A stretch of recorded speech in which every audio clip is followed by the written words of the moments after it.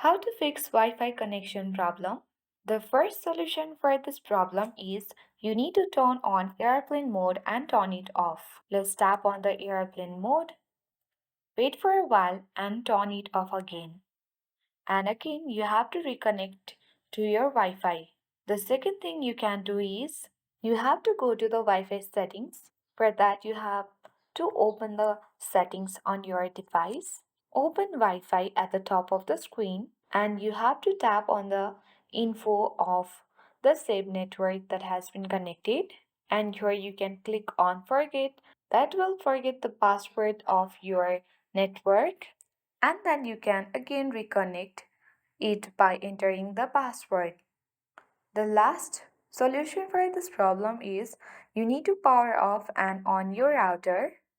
Following this other step, you can easily fix Wi-Fi connection problem. That's it for today. Thanks for watching and see you in the next video.